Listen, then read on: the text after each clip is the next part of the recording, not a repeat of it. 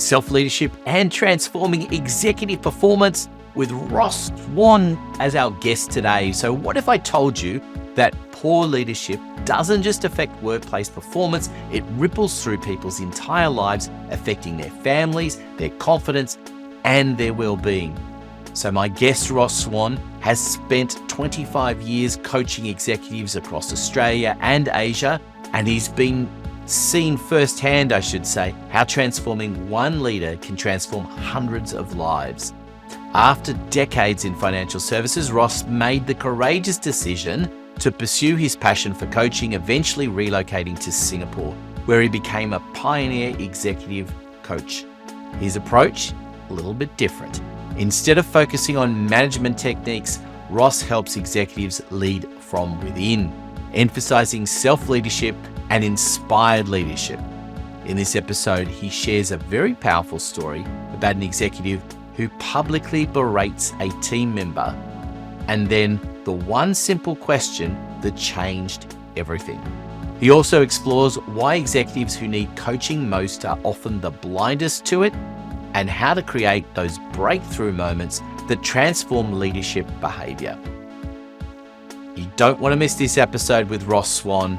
This is Biz Bites for Thought Leaders. Let's get into it.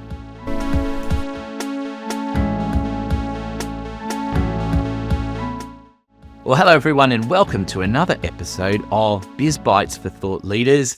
I have one such thought leader with me today. We've got to know each other a little bit over a period of time, because he's been a regular attendee at a forum that I run on a monthly basis. So if anyone wants in on that, you better just reach out and I'll tell you more. But right now, I'd like to introduce Ross Swan. Welcome to the program. Thanks, Anthony. Now, we like to start off by letting you introduce yourself. So why don't you fill everyone in on the little bit of the backstory? Oh, to do the short version. As you tell by my grey hair, you're looking at that. It could be a long version, but I'll stick to the short one. Look, basically, I've had probably 30 years in financial services, then another 25 years in coaching executives. Most of that time was in Singapore. So, and it was an interesting journey, leaving Australia and all my contacts within the industry. I found financial services, and going to sort of, I don't know, be a pioneer in coaching, because there wasn't that much around at the turn of the century. So coaching executives over that time and see it evolve with people, the way they lead people. It's given me a lot of, well, I guess a lot of thought process to move to where I am now. So I'm probably being slower than not quicker. In essence, my original coaching led me to more soul-inspired leadership, in other words, self-leadership. And that's what I'm about now, helping people to be better self-leaders. And that comes from within you, your own belief, your own purpose. And that's what I now do, is help people become better versions of themselves, to use that cliche. There's a lot that I want to explore around that, because I think it is an important area. And I'm going to ask the listeners to bear with us a bit here, because I think that what's important, in order to get to that point where we can start talking about how important that is and ways to address that, I think it is important to understand your backstory a little bit, because you've sort of downplayed it, moved to Singapore, then you've moved back, right?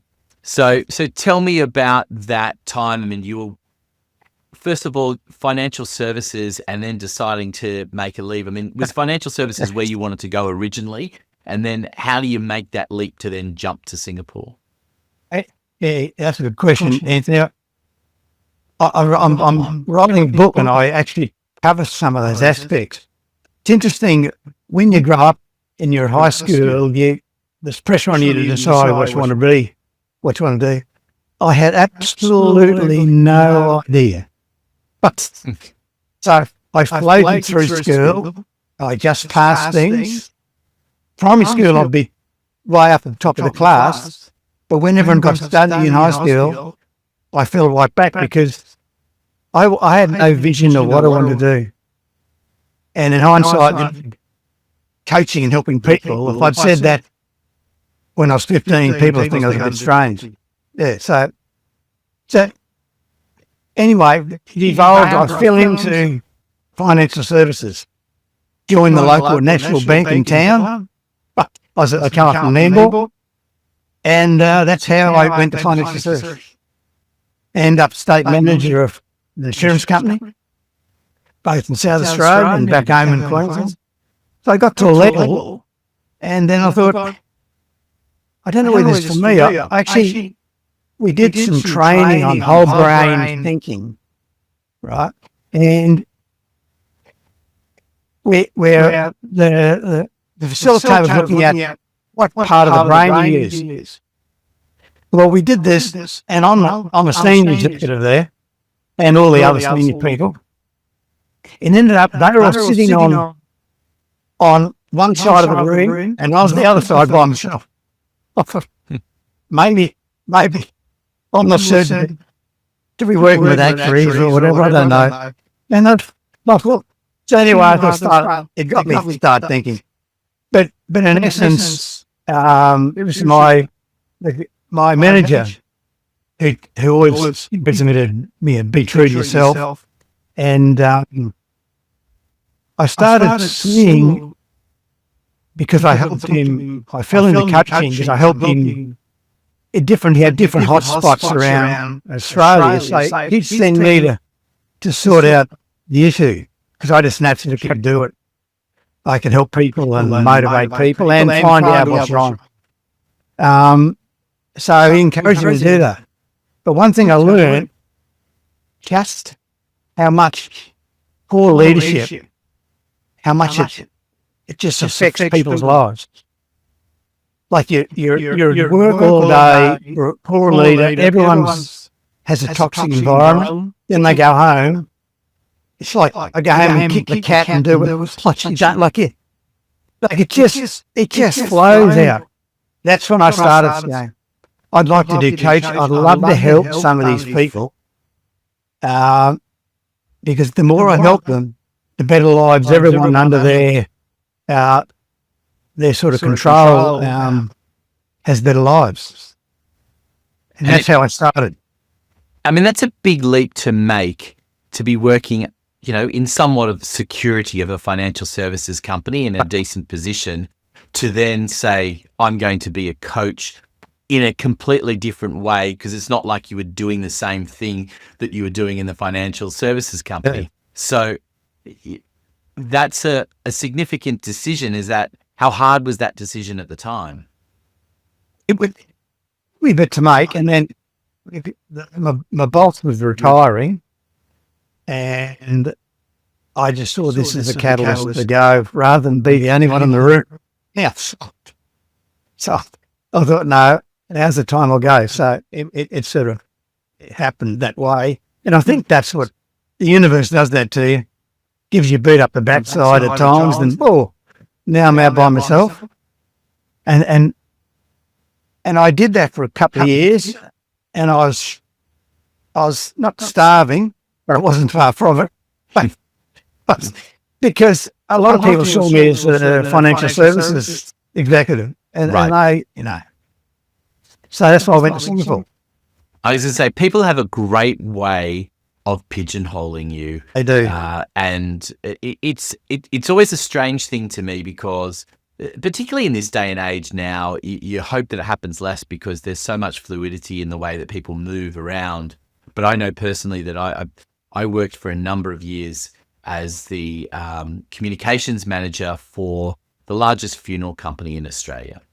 And I went to a recruitment company at the time and said, I've done this for a while. I want to do something different. And they said, okay, well, we'll look for a job for you in the funeral industry. And I went, well, there's literally at the time, there is literally one job for a communications manager in the funeral industry in Australia. And I've had it for 7 years. So do you think we could take me out of that box and put me somewhere else? I didn't end up getting the next job through the recruitment company, and soon enough led to me setting up my own business. But talk to me though about why Singapore? How did that happen for you? Well, I thought I needed to probably get some education or some sort of, because given Asia, I could see that's where the growth is, but I just need a bit of education that sort of hints towards coaching. So I went and did a master's in performance management at a UK university, which is something my boss, Ross, for working with him for a time, he encouraged that and helped me with that. So I started the coaching. But when I went, and so part of the dissertation for that was some research I did in Hong Kong and Singapore. And when I was there, I thought, gee, this is probably where I could probably land. No one knows me, so I'm not going to be pigeonholed. And that's where the growth is for the region. Australia's on the edge of the region, of the Asia-Pacific region. Singapore's in the middle of it. So that's when I went. And I had my wish.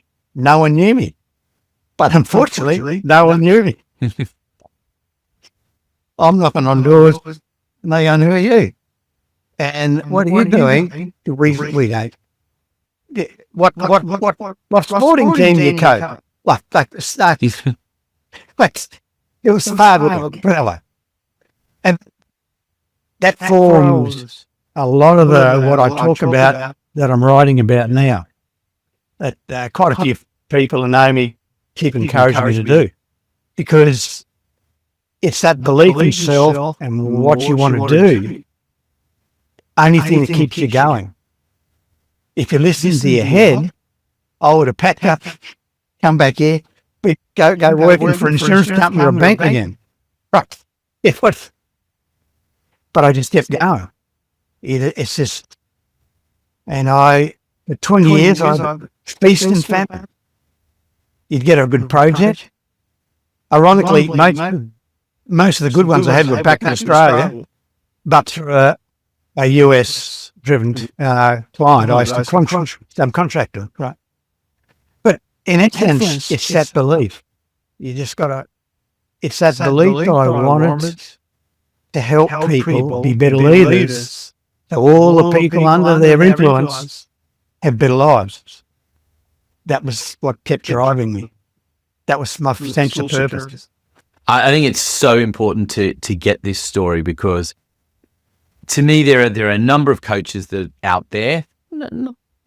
There's a small percentage, let's just say, that I think have been career coaches. And whilst there's nothing wrong with that, I think it to me that lands a lot more when someone is coaching in a particular area and you can see that they've had the experience in that area.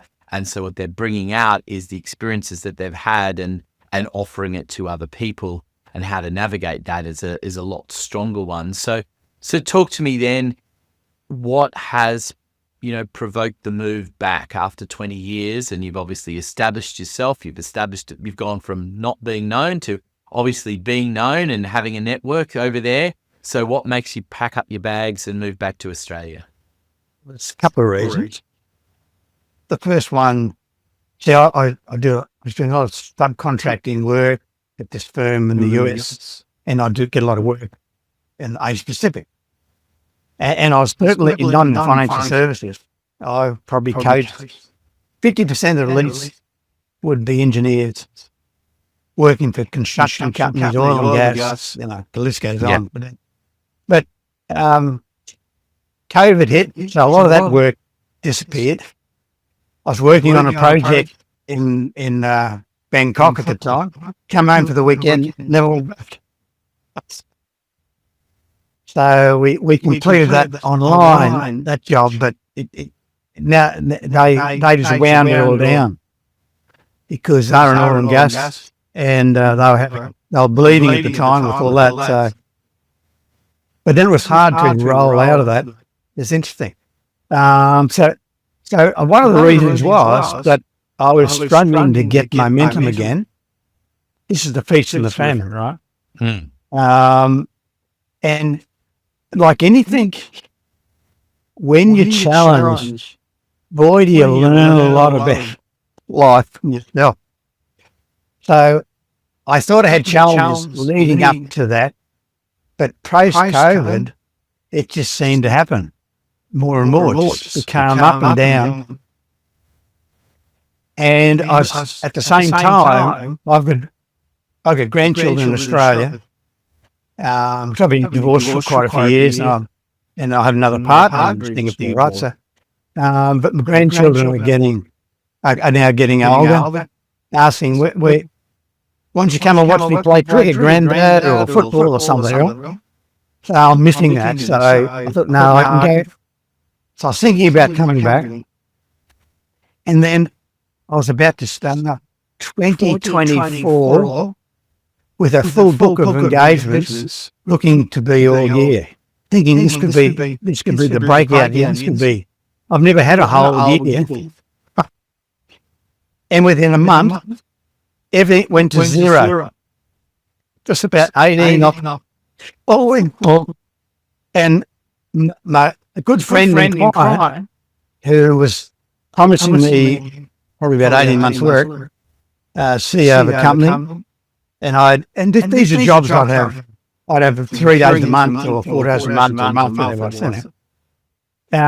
He even had to tell me, mate, and I won't go into the reasons, but they weren't reasons you could make up.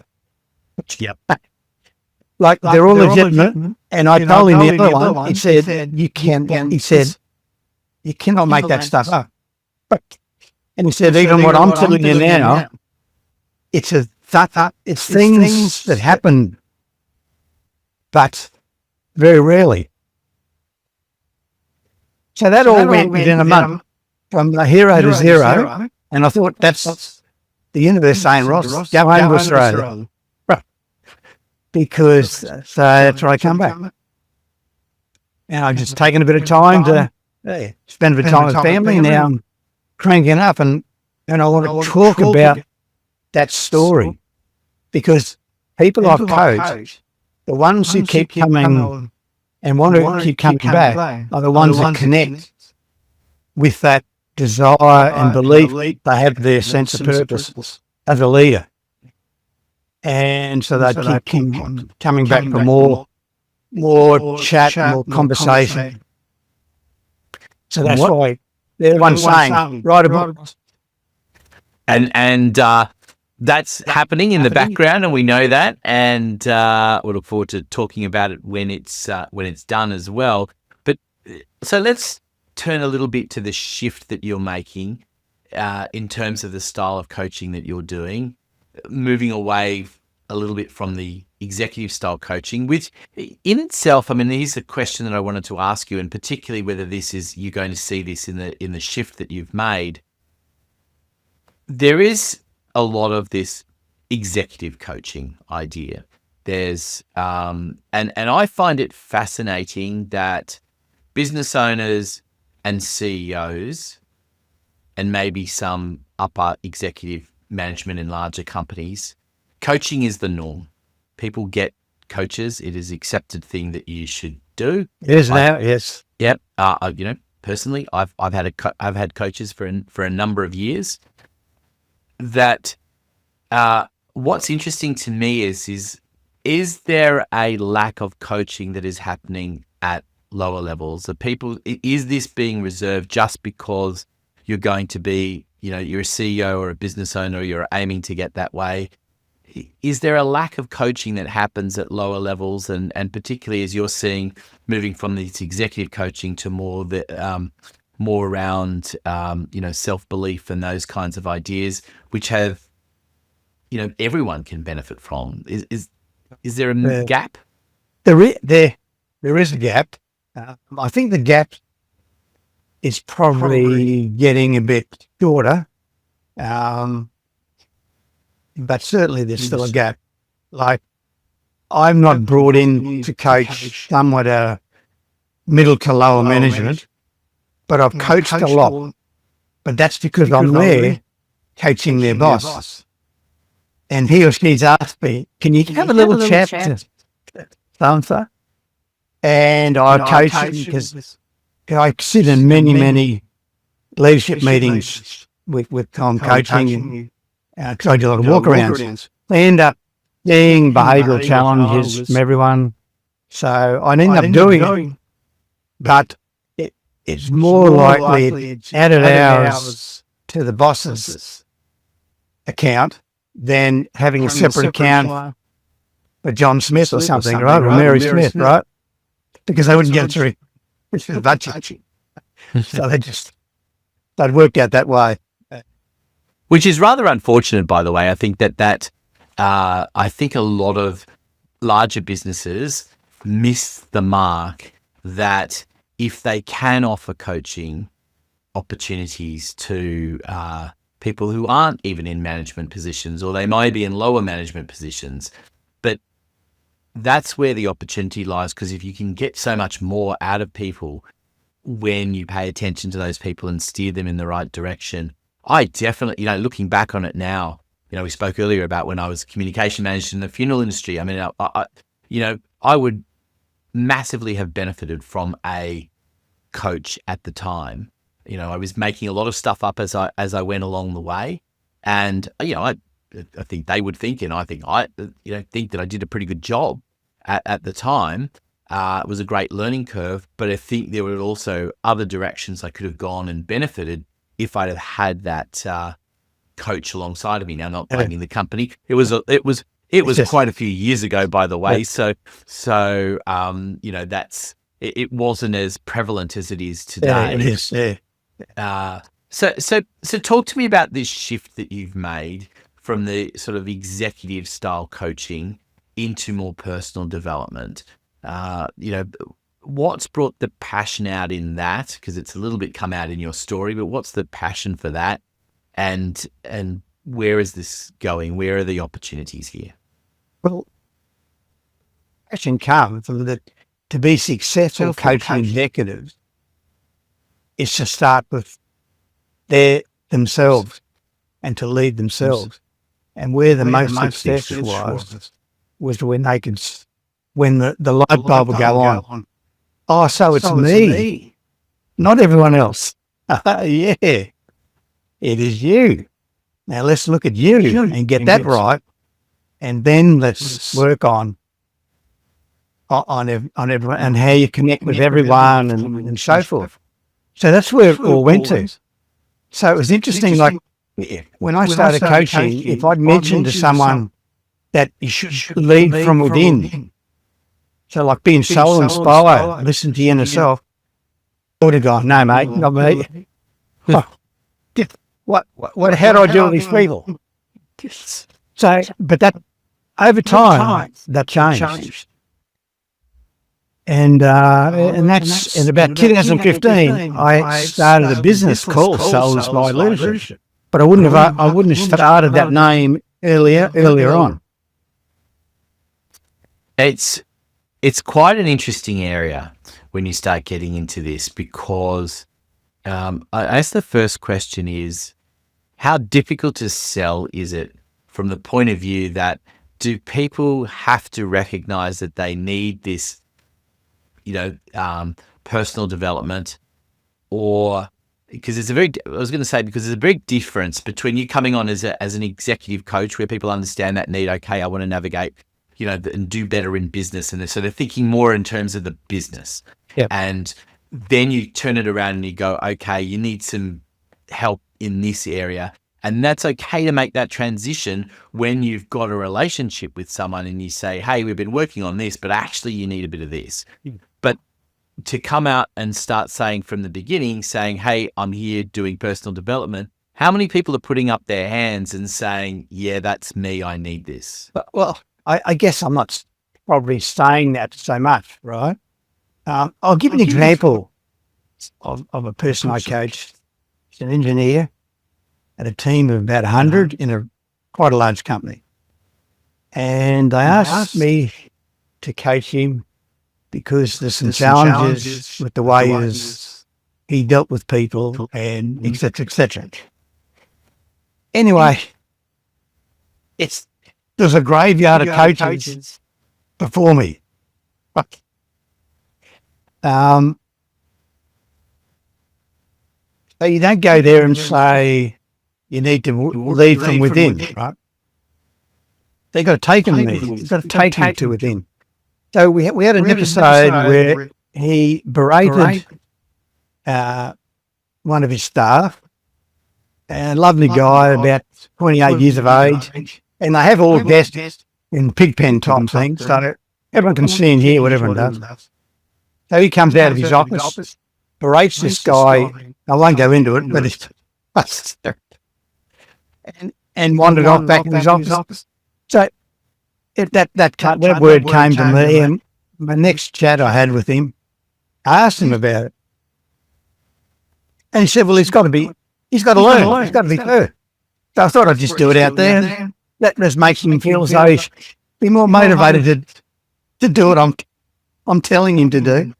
All right, yeah. So I said, so I said, okay.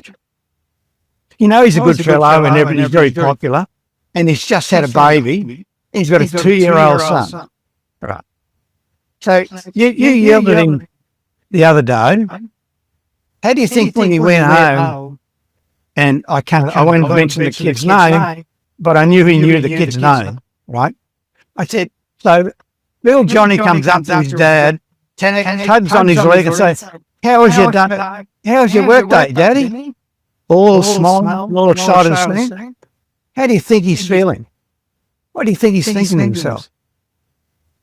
Now that moment, it's that kick, bro. It felt like about 5 hours, maybe 10 seconds. And he said, yeah, I probably shouldn't have done that, shouldn't I? I probably shouldn't have yelled him like that. Yeah, that's taken him from his head when he thought it was clever to his heart when he thought that's not so clever. So you don't say you got to go there. You just take people there. So whenever I want to take people there, you start talking about things that's closer to their heartstrings. And then you try and keep them there. And right, so he apologised. And he told everyone in a meeting how he shouldn't have done that. And he doesn't want to see anyone else do it.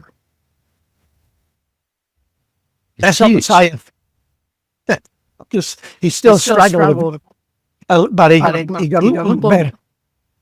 Well, I mean, and I think this is the important thing to realize as well, that it's very much a journey. It's not like going to the doctor where I've got a little bit of a cold. Great, here take these antibiotics in 2 weeks and you'll be better. Right? Yeah. It's not quite the same as that, and it's very easy to fall back into old habits.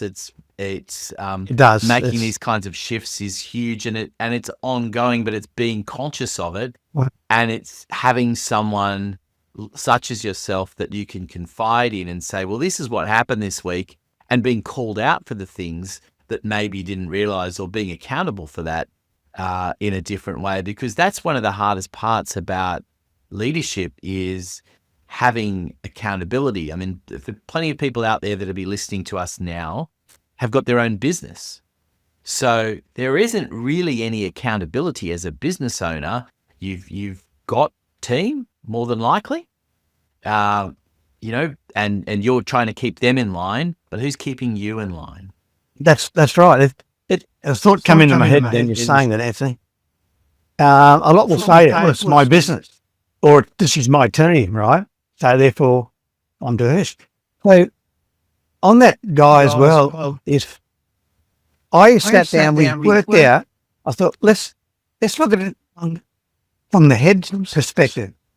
And we worked out roughly what that cost him on the bottom line by that outburst of that guy. Mm-hmm. Going about how it affected everyone else. They're not working because all they're doing is feeling sorry for someone else. So you lost half a day's work for about 30 people because they were not working. And if they were making mistakes because they weren't concentrating. And the list goes on, right? So this is what business owners struggle with. It's their business, but they forget if you don't stop and do these things well, You're paying people to be only working at half their capacity or 80. The key is to be working at 110% of capacity. And your business goes through the roof, right? Because you're used to dealing with people working 50, 60% of capacity, but they don't get it. They'll put on 2 extra staff to achieve everything that you can. If they're all motivated, you probably need 3 less. That's not good. And you get a few that go, the light bulb comes on, others not so much. And it's a difficult thing. So tell me a little bit about that. Because how do you get the light bulb to turn on for people? Does it have to be very personal? Do you have to listen to their stories and call them out on things and do it that way? Or is there a way you can make people more aware from the outset? I think it's everyone's individual. Some you can read. I can read that they're a bit open, so you can talk about those things a bit more quickly. Others you got to work on it and wait for cues where you can actually. Now's the time. I think they're open to listen to this. Otherwise, they just shut you down. Yeah. Like I had one lady in Singapore who runs a very successful business, but she's in the 60s and wanting to sell it, right? But because she built the business, she knows what everyone should be doing. And she's got 100 staff, and she tells them, she empowers them, but they know in reality, they go one step out of the small little box that they've been given to work in, they'll get hammered, right? And when I told her at the beginning, I said, I'm happy to coach you, but I said, the biggest challenge here is not your staff, it is you. Unless you're willing to open up and look at yourself, I don't want the job. It's a hiding to nothing. You'll pay me for a couple of months, then you say, you're not working clear, and see you, Ross, on your bike, right? So I just didn't take it. Years later, she's still in the 70s, still trying to, no one wants to buy it. You know, when she leaves, all the skill set's not there, all the brains are gone. So they're happy to pay, but a lot less than what she knows the business is worth. When she's there, working long hours, 7 days a week. You know, just, they don't get it.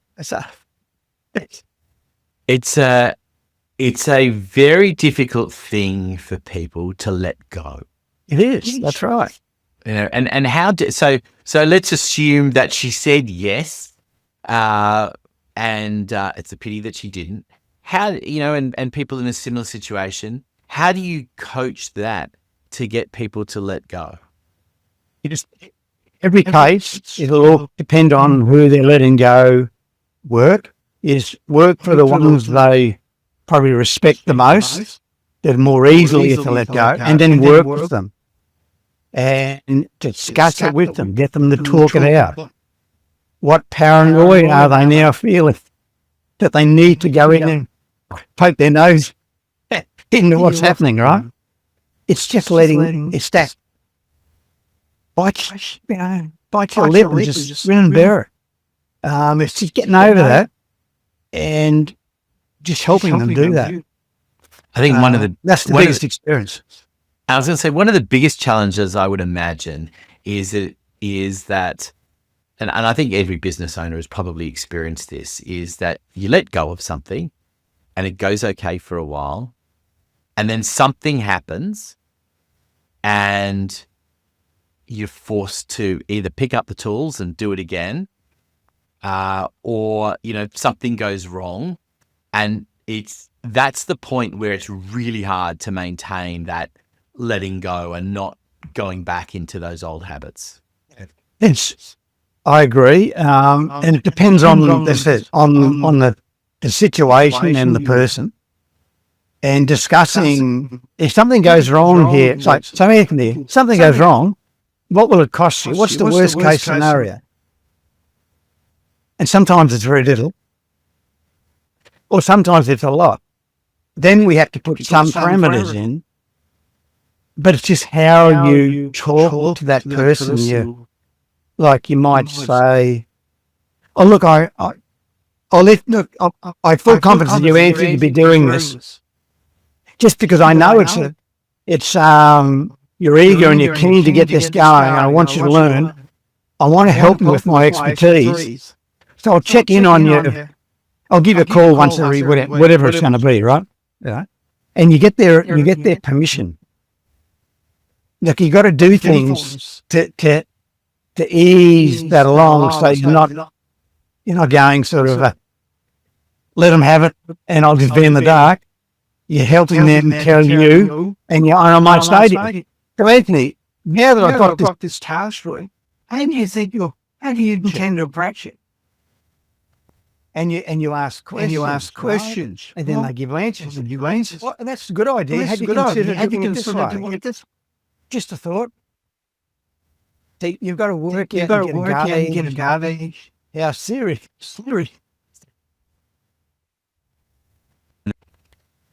So Ross, this whole idea of, I guess, recognizing when you need help, recognizing that it's going to be about you, these are really difficult areas. What can we suggest to people who are out there listening at the moment who maybe they haven't had a coach, maybe they have had a coach in the past, but they haven't really considered that the problem is them? What do you say to those people? Let's do some serious reflection. And listen to cues and messages that sort of surround you. But the challenge is, Anthony, when there is a person who needs it, they're the people that are most blind to it. And it's interesting that some people do need it, but suddenly something happens and they start to change a little bit. Like something happens in their life, they start to reflect more or whatever. Right?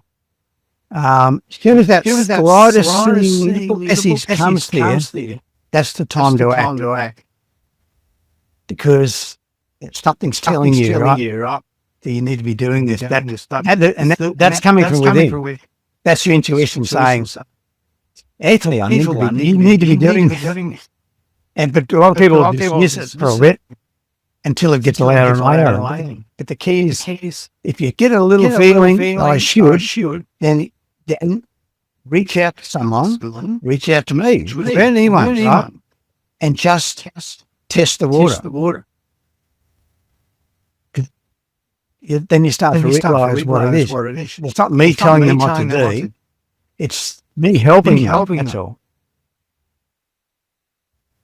I think it's a really challenging area, that you're in, because I can see that there's so much that you can give people, but getting them in the first place and getting people to put up their hand is always going to be the challenge. But once people are working with you, what are the sort of the processes that you need to work through? And is it is this a many-year journey? Is it once you start in, you're saying, well, really, this is something we're going to have to continue to work with and work on for years to come? Or is this something where you can go, right, we'll be able to shift this in the next whatever period of time? I guess it depends what the challenge is. But that could be a specific challenge to someone, or if it's just an overall, I want to be better at being me type sort of scenario. So it just depends on the person. It could take 1 month, 3 months. It could be a couple of years. I've coached pretty senior executives for a good few years before we said there's nothing more you can do. You're right. And some of them have come back occasionally just hey, write this. Can you have a chat for a minute? But generally, there's no set. Depends on the person and situation and the context. Are there some core areas that you would encourage people to start doing some self-assessment with to see whether they're in need of some extra support?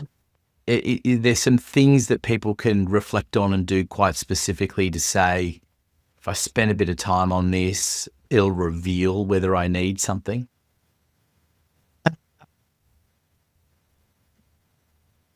Probably right, you could. The people who need something don't usually go and fill anything in. And if they do, they only look for what's the positive side of it. No, I'm not saying that's everyone, but like a lot of the personality tests I never really like doing because it puts people in a box, for example, right? So I won't go into the name of one. Put them in the box of being a task-focused leader. So this person, it was like a badge of honour. I'm a task-focused. Really, that's what I am. Hey, you need to be task-focused, but you also need to be people focused. Not just one or the other. So I do it's like a more a strength trait, and strength and challenges traits. It just picks up your traits. You see, when you have a really strong strength, every trait has a yin and a yang. There's an opposite trait. It's like I'm blunt or I'm diplomatic. Opposites in the way they communicate. The key is to be a bit more balanced than how you do it. And so that's the test I get people to look at. And I tell them, if there's any red mark, you probably need to have a chat. Most times they go, yeah, that's me. So I'm more likely to get a chat to start the ball bowling. I know we've got to wrap things up in a moment or two, but there is just one other area that you've touched on a few times in here. So it's one thing when you're working on yourself as a leader, and it's the impact that it has on the culture of the business. And I know this is an area that you're passionate about as well. So talk to me about where we're going wrong in cultures, what are the signs that people are missing? Because it comes from the top, doesn't it? It does. It has to be driven that way. It has to be driven that way. Because culture is just the way people behave at work. It's what they do and say at work. And cultures are driven by the leader, but by the consequences of people's actions. That's what drives them. Right, so if you do something well and you get encouraged and patted on the back in a way, you'll do it again. Because you're proactively doing it again. But if you get berated and embarrassed, like that example I was telling you, that doesn't mean to say they won't do it again. They may not do that particular thing again, but they're so paranoid, they make 1,000 other errors. They don't have any confidence. So the consequences drive the culture. And the more toxic it is, it's because those consequences are harder and tougher. And it's always around verbal abuse or human sort of challenge. It's like, yeah. If you put your finger in a fan and it gets chopped off, you're smart enough to do it again, right? But you want people, if they do a good job, to keep doing it. And the more they keep doing it, the less you have to learn. And you can get on to doing what you do. But they just don't get it. So the more you spend time on encouraging people to keep going, and if they make a mistake, it's a debrief. They don't get belted for it, right? The military do it perfectly. They have a problem with a battle, whether they win or lose, they have a debrief. No one gets blamed. They just debrief. How did that go wrong? Yeah, and it's very simple, and it's And it is a lesson that many don't learn. I'm very grateful for the fact that I had a boss many, many years ago that said to me pretty much, look, we're human, we're going to make mistakes. How you respond to the mistakes is everything, including if you make a mistake, come in, own up to it, and by the time you leave the office, I'll have forgotten about, there won't be a blame game for that. It'll just be, we'll deal with it in there, and then you'll walk away and we'll get on with the next things. And he was very true to his word on that. In fact, we're still very much in contact. I think partly as a result of that, and it's been a long time, been longer than both of us care to remember. And it's, it's a wonderful thing to learn that very early on, and to give people that security, as well as saying, hey, if you make a mistake and you make it once, it's fine, but own up to it. Don't try and cover up, but also work out how we're going to deal with it, because how you deal with it is everything. And I've certainly been privy to some stories where things have not been dealt with in a particular way. They've ended up in newspapers and courts as a result of it. Not something that I was involved with, but other companies and things that I was very aware of were going on. And it's like, you go, why would you do that? Like, and people trying to cover up. And at the end of the day, all it was people trying to cover up the mistakes because they didn't have the confidence to go and say, I made a mistake. And no matter how big that mistake is, it's like owning up to it, learning from it, and moving forward. But you've got to create the atmosphere for that to happen. That's right. And that's the environment that's driven by the consequences of how everyone behaves. So, if you're saying we've got only a couple of seconds to wrap up, there's one thing I ask people, and yet you gave the perfect example there. See, your boss that you remember the most was a good one. Yep. You forget all the alphabet. Yeah, we had a few. I've had a few. That's what I'm saying. One good one stands out like a bloody yes. Yep. So I asked executives, I said, look, what I want you to do for me, write down how you want your staff to describe you as a leader. And I've never had anyone ever write down, I want to be known as an absolute bastard. I never wrote that stuff. It's always nice. Then I say, what are you got to do 365 days, 24 hours a day, in order for people to describe you that way? And then it gets to pickle. Once they work it out, Mom, do it. And I had one woman that had a checklist. She looked at it every hour. Every time she's at work, all time. She turned her leadership around from being not very popular to being one of the most popular, because she did exactly what she had to do, so they'd describe it that way. Being motivated to be better.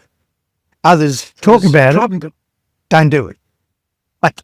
But if you can do that, it's no different to saying, write down how you want your partner to describe you, your wife or husband.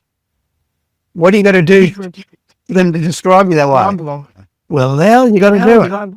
They put you on notice to do the things that you need to do to be described, that your utopia moment can be true. Like that good leader had.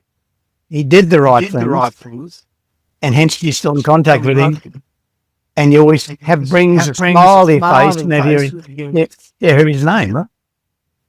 Absolutely. Which reminds me, I'm supposed to catch up with him, so I better send that note out to him before too long. Just to wrap things up, I have a question that I like to ask all of my guests who come onto the program. What's the aha moment that people have when they come to work with you that you wish more people knew they were going to have? It's when I guess the light bulb comes on. It's like that example I gave you when he said to me, yeah, I probably shouldn't have said that. So at that point, I'm going, yes, that's a breakthrough. I've had a lot of those type of moments. That's when you think, yeah, that's worthless. If I hadn't worked with him, he'd still be yelling and abusing people. And everyone's life now is hell, right? I think that is a wonderful way to end it. A really fascinating discussion, a great journey that you've been on, and some really insightful comments, I think, about how people can recognize that they're the problem and need to start working on it. Thank you so much for being part of the program, Ross. Thanks for the conversation, Anthony. All right, and to everyone listening in, of course, we will give you all the details on how to get in touch with Ross in the show notes. We look forward to your company next time on Biz Bites for Thought Leaders. Don't forget to subscribe so you never miss an episode. Hey, thanks for listening to Biz Bites. We hope you enjoyed the program. Don't forget to hit subscribe so you never miss an episode. Biz Bites is proudly brought to you by Podcasts Done For You, the service where we will deliver a podcast for you and expose your brilliance to the world. Contact us today for more information. Details in the show notes. We look forward to your company next time on Biz Bites.